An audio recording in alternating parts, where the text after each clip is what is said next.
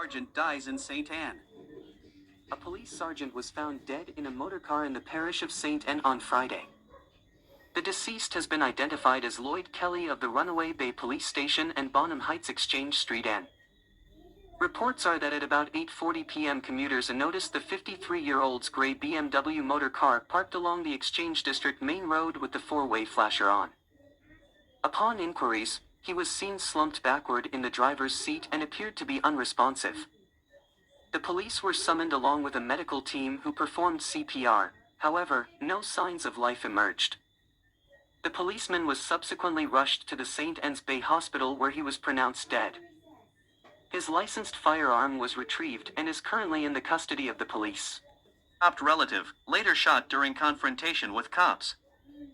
A joint police/military effort led to the apprehension of a 26-year-old man who reportedly attacked and chopped a relative in Clarendon.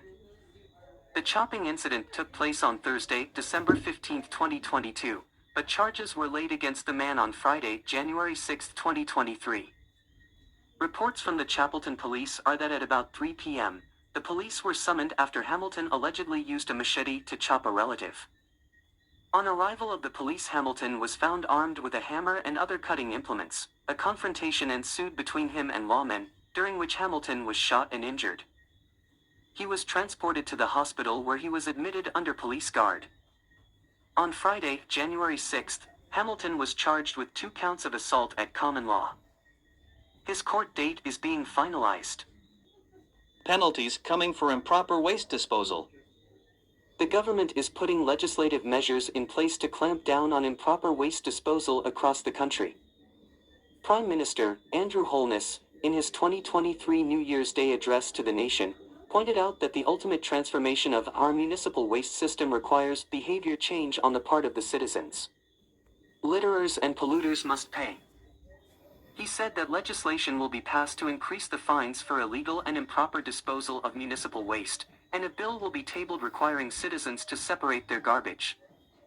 In addition, he said that Cabinet has decided that a policy directive will be issued shortly to all government entities, including all schools and hospitals, requiring them to institute measures for the separation of their waste. At the same time, Holness also announced that the government is far advanced with the development of a business case for an integrated waste management solution. This will involve a new sanitary landfill to replace the Riverton City dump, divested municipal waste collection and management, and a waste-to-energy plant. Mr. Holness pointed out that the solution will be implemented through a public-private partnership and should begin to manifest in this year, as part of efforts to begin implementing the total transformation of municipal waste disposal and management. Contextually, the Prime Minister made the point that Jamaica's relentless focus on economic recovery over the past 2 years, though successful, has unavoidably resulted in the diversion of resources and focus from other critical areas such as secondary road repairs and municipal waste collection. Rest assured, however, that your government is redoubling efforts in these areas, the Prime Minister stated.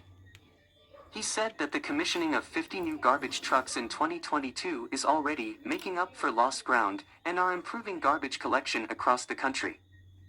In terms of secondary, community and rural road repairs, the Prime Minister told the nation that more focus will be given to these in the next financial year. He, however, urged that Jamaicans must begin to consider the spatial development of Jamaica and where and how we choose to live. It is not economically possible, neither is it practical or desirable given climate change, population shifts and location of industrial clusters, that demands be placed on the national budget to build and maintain roads and other infrastructure which are not sustainable, Mr. Holness said.